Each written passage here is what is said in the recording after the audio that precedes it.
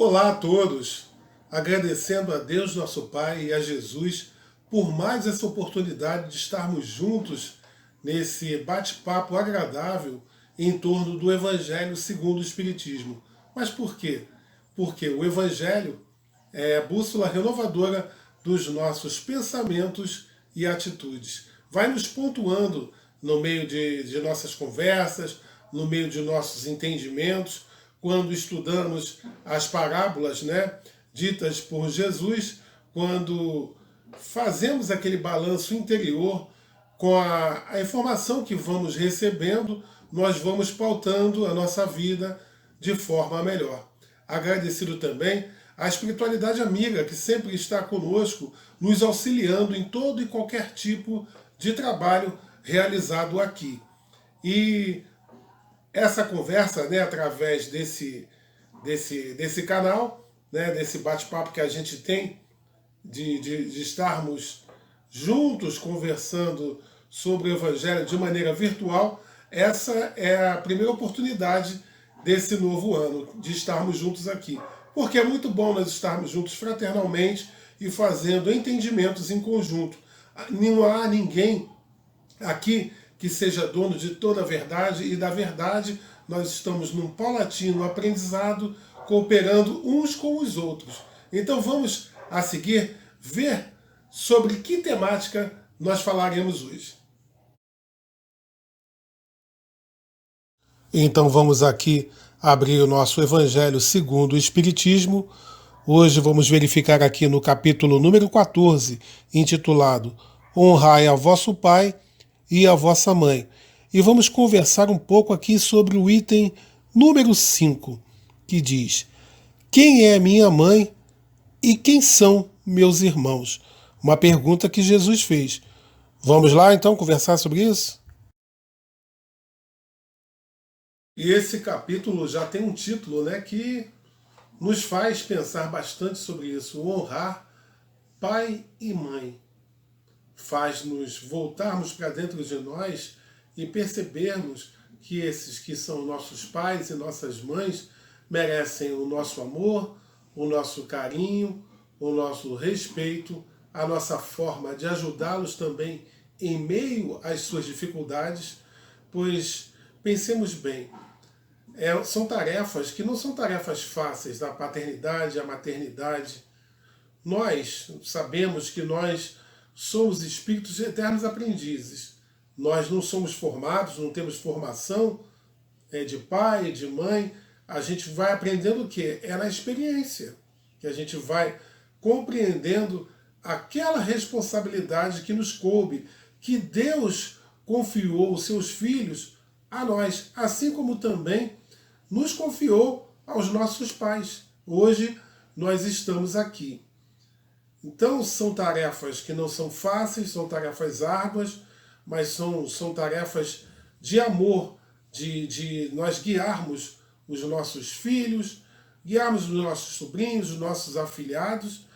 Então são tarefas do cuidado para com aquele rebento, para aquele ser que chega para nós. E esses, por sua vez, percebendo também e entendendo, e nós que já estamos estudando o Evangelho segundo o Espiritismo, vamos observar que as famílias, elas não se formam por acaso. A gente vai ter um entendimento maior durante essa nossa conversa aqui desse tema que nos foi proposto, mas de antemão a gente então vê honrar.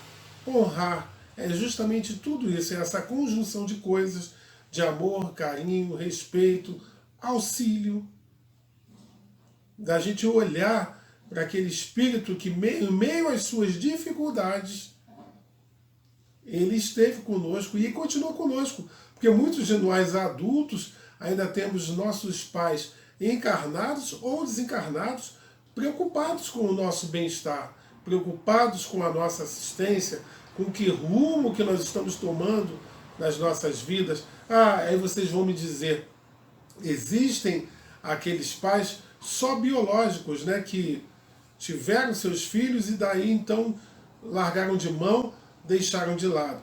Mas cabe a nós, filhos, não os julgarmos. Nós não somos juízes de ninguém. os próprios atos de cada ser é que já vão levar-lhe até a sua consciência os sentimentos, as sensações daquilo que fizeram ou que não fizeram. Muitas das vezes não fazemos coisas por mera ignorância. Outras vezes, como se diz popularmente, de caso pensado. Mas quem somos nós para ficarmos com o dedo em riste? Quem somos nós? Ah, mas só quem passa é que sabe a dor. Exatamente. Só quem passa pelos processos é que vai saber o quanto dói, o quanto custa. Mas se nós somos aprendizes do Evangelho, se nós somos aprendizes dos ensinamentos do Cristo, nós vamos observar em meio às nossas dificuldades, porque são grandes mesmo, de entendimento do legado de Jesus para nós, que continua para todo sempre, que nós precisamos amar, que nós precisamos entender, que nós precisamos nos colocarmos no lugar do outro. Se eu, como individualidade, enfrento dificuldades, com certeza o outro também. Nossa mãe, nosso pai, eles não são super-heróis. Eles também estão aprendendo. Aprendem conosco enquanto filhos. E nós, filhos, aprendemos com os nossos pais. Quando nós vemos a ter os nossos filhos, nós também vemos. Aí a gente começa a entender certas dificuldades que nossos pais tiveram. Então, não nos cabe julgar atos se foram corretos ou não. Tiveram amor, tiveram boa vontade, outros não tiveram, outros abandonaram, mas a gente vai perceber por que honrar, por que respeitar, por que valorizar, por que compreender que aquele espírito que ali esteve na nossa paternidade, na nossa maternidade, nos apoiando, nos auxiliando, querendo o nosso bem, na nossa torcida, e ele mesmo, muitas das vezes, precisava de socorro. Então vamos agora voltarmos para o Evangelho também, não saímos dele, é claro, mas vamos verificar a partir do item 5 o que essa passagem de Jesus para a gente compreender a motivação dessa nossa conversa. Item 5. E, tendo vindo para casa, reuniu-se aí tão grande multidão de gente, que eles nem sequer podiam fazer a sua refeição. Sabendo disso, vieram seus parentes para se apoderarem dele, pois diziam que perdera o espírito. Entretanto, tendo vindo sua mãe e seus irmãos, e conservando-se do lado de fora, mandaram chamá-lo. Ora, o povo se assentara em torno dele e lhe disseram: tua mãe e teus irmãos estão lá fora e te chamam. Ele lhes respondeu: quem é minha mãe e quem são meus irmãos? E, perpassando o olhar pelos que estavam assentados ao seu derredor, disse: eis aqui minha mãe e meus irmãos, pois todo aquele que faz a vontade de Deus, esse é meu irmão, minha irmã e minha mãe. Está lá em Marcos, capítulo 3, versículos 20 e 21, e 31 a 35. Está em Mateus, capítulo 12, versículos 46 a 50. Parece até que Jesus foi um tanto contraditório com as suas palavras, né? Quando ele faz essa pergunta: quem é minha mãe e quem são meus irmãos? Logo vindo de Jesus, que sempre fala do amor, da bondade, da caridade, principalmente do amor. A grande mensagem de Jesus é que nós coloquemos o amor em todas as nossas atividades, em todos os nossos pensamentos, em tudo que fazemos, em tudo que somos. E como é que ali, naquele momento, Jesus vai renegar a sua mãe que chega com os seus irmãos? Mas, sempre, para nós interpretarmos o Evangelho, nós precisamos nos reportarmos sempre àquele tempo, àquela época. Ah, mas está muito longe da minha realidade, Edivaldo. Eu não consigo conceber esse tipo de ideia.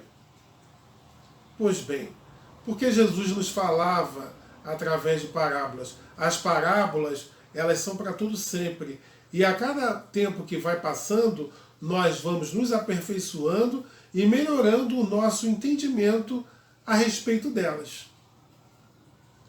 Imaginem vocês, naquele tempo, Jesus chegando numa casa, e vocês sabem que por onde Jesus passava, ele arrebatava um monte de gente. Muita gente ficava atrás de Jesus, queria tocar nele, queria ouvir suas palavras, procurava um consolo, uma palavra amiga, um carinho. Procuravam também curas para doenças e tantas outras mazelas. Jesus, através do seu magnetismo, quando ele olhava para alguém, ou quando ele tocava alguém, quando ele levava os seus pensamentos ao alto, e aquela cura acontecia, aquela melhora acontecia, como num piscar de olhos.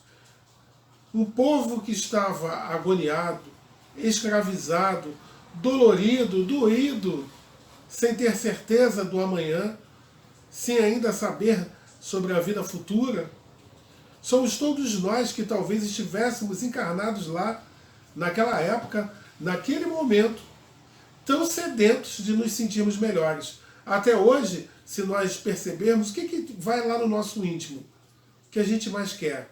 Paz e felicidade. Isso a gente sempre buscou. Hoje nós temos uma ferramenta grande, que são os ensinamentos de Jesus, o Evangelho segundo o Espiritismo.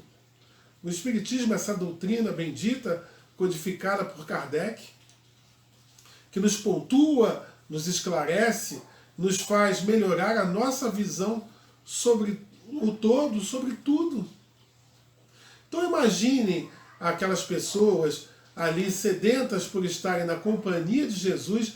Ali o Evangelho nos descreve que a casa ficou lotada, cheia de gente. E aqueles que estavam ali com Jesus são aqueles que se afinizavam com ele. Existiam pessoas que estavam com curiosidade? Sim, existiam. Existiam também aqueles que já estavam entendendo seus ensinamentos e já o estavam acompanhando já de muito tempo. Existiam os curiosos, existiam aqueles que tinham afinidade, existiam também os olheiros, né? Existia de tudo, mas a casa estava repleta. O que estava acontecendo ali naquela reunião, naquele momento? Havia alguma afinidade. E eis que alguém relata que sua mãe e seus irmãos chegam. Kardec nos lembra, e a gente encontra aí no Evangelho, que os irmãos de Jesus não tinham grande afinidade com ele. E assim a gente vivencia em nossas famílias. Existem aqueles que habitam sob o mesmo teto que o nosso e não são afins. Não raro a gente vê histórias de irmãos desunidos, não é? De cônjuges que não se entendem bem, que estão juntos, sabe lá de que forma foi. A gente sabe, a gente já conversou um pouquinho antes, de pais e mães, né, que não reconheceram o valor de exercer a paternidade e a maternidade, tiveram dificuldades também. Eu, sempre que posso, repito quando eu estou conversando, que uma certa vez, há muitos e muitos anos, eu era adolescente, e um médico, nosso vizinho, um médico espírita, ele sempre nos dizia: as famílias não se formam ao acaso. E não se formam.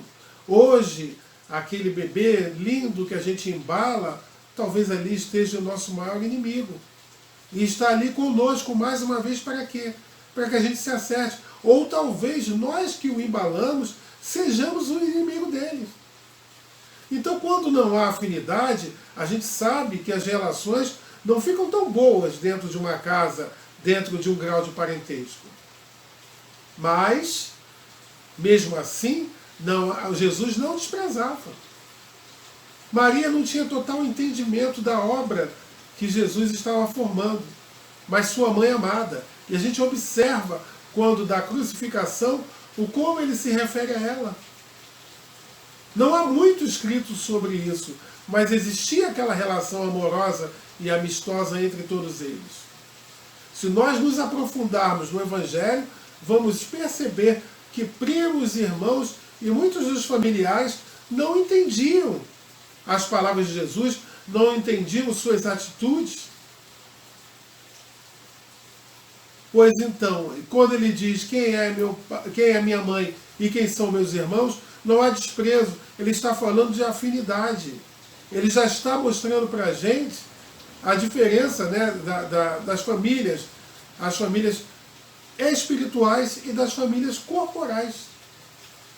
Nós filhos de alguém, ou pais de alguém, nós transmitimos ou recebemos características físicas, mas as características morais e psicológicas são de cada ser. Muitas das vezes, através dos ensinamentos que recebemos em família, nós melhoramos a nossa moralidade. Mas e quando não? Então percebamos a mensagem de Jesus aí. E as nossas ideias vão melhorando, né, quanto ao entendimento dessa pergunta, né, que Jesus lança: quem é minha mãe e quem são meus irmãos? E fala que aqueles que estão presentes ali junto com ele são, na verdade, né, a sua mãe e os seus irmãos. E ainda fala que aquele que faz a vontade de Deus é sua mãe e seus irmãos. Então, mais uma vez lembrando a todos nós, ele está o quê? Falando da parentela espiritual e da parentela corporal. A parentela espiritual, aquela que criou afinidades. Quem são esses que fazem a vontade de meu Pai, a vontade de Deus? Somos nós, espíritos ainda cheios de altos e baixos, que já estamos nos preocupando em estudarmos o Evangelho. Somos nós que, estudando o Evangelho, internalizando, entendendo e compreendendo, vamos o que? Traduzir isso com novos pensamentos e novas atitudes diante de nós mesmos e diante do próximo. Vamos estender as nossas mãos. Vamos olhar o outro como um verdadeiro irmão. Vamos compreender suas mazelas, suas dificuldades e vamos também observar suas conquistas. Não podemos nunca colocarmos todos no mesmo balaio e dizermos que todos somos iguais e agimos iguais. Não. Cada um de nós estamos aqui juntos, né, encarnados, fazendo o quê? Tentando nos melhorarmos, mas estamos numa luta em que um precisa ajudar o outro. Somos nós aí, uns pelos outros. E a gente precisa internalizar isso. A gente precisa perceber o que é essa caridade, em que eu melhoro e através da minha melhora eu consigo puxar o meu irmão para melhorar também. Ah, aquele irmão não quer agora, ele não quer no momento. Às vezes ele não entendeu, ainda não tem um entendimento do que é essa melhora, ou simplesmente também não quer. Mas o que nos cabe fazer? Oremos por esses irmãos. Oremos por nós que somos tão necessitados e precisados de nos melhorarmos, mas oremos também pelo outro. Se o outro ainda está querendo ficar empacado no lugar dele, é um direito que o assiste, mas vai haver um momento em que esse irmão, ou através da dor, algum outro tipo de percepção, vai se melhorar. Nem que seja, né, a reboque.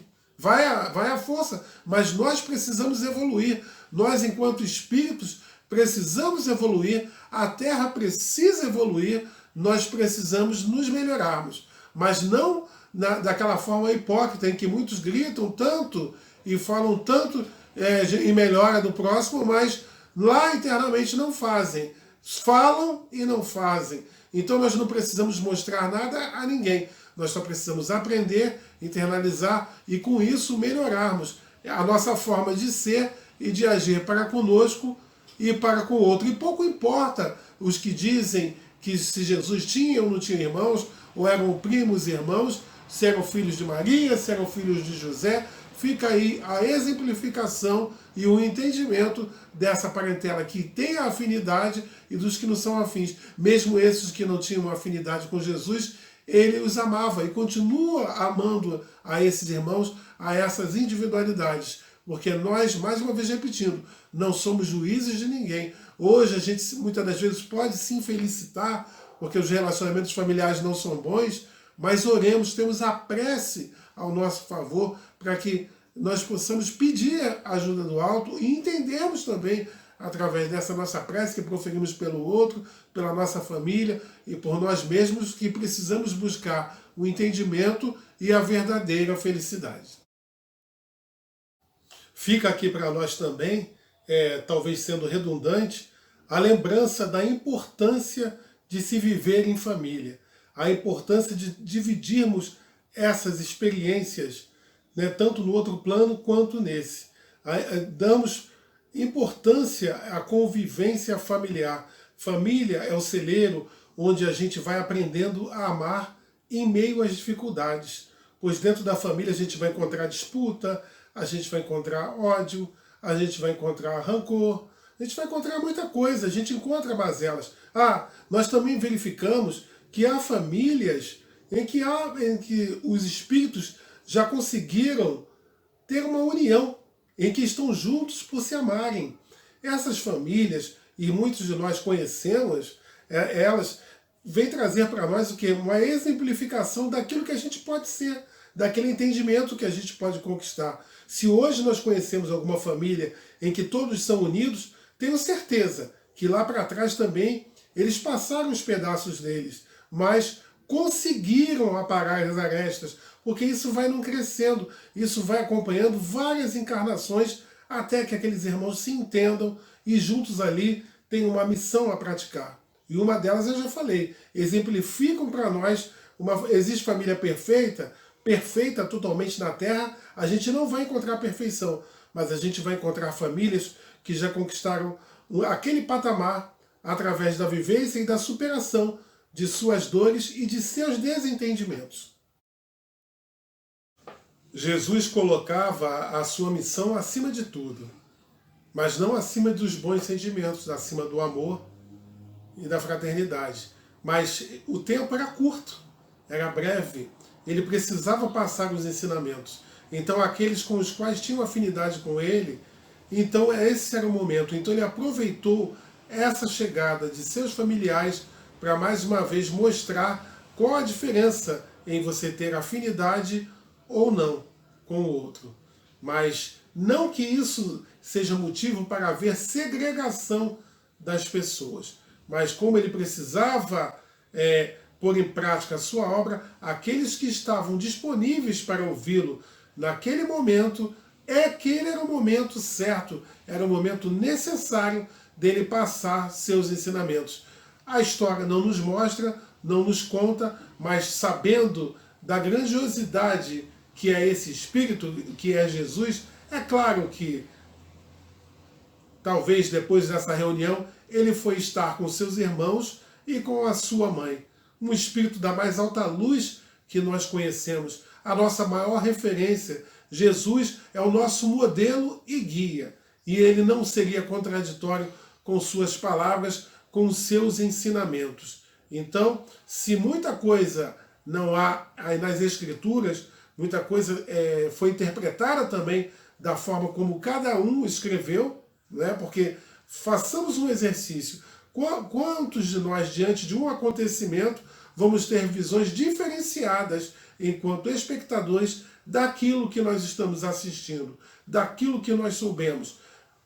Olhem lá, a brincadeira do telefone sem fio começa de uma forma aqui e vai terminar de outra, vai passar por tantas pessoas e vai terminar de uma outra forma com ideias totalmente diferentes do que aquelas iniciais.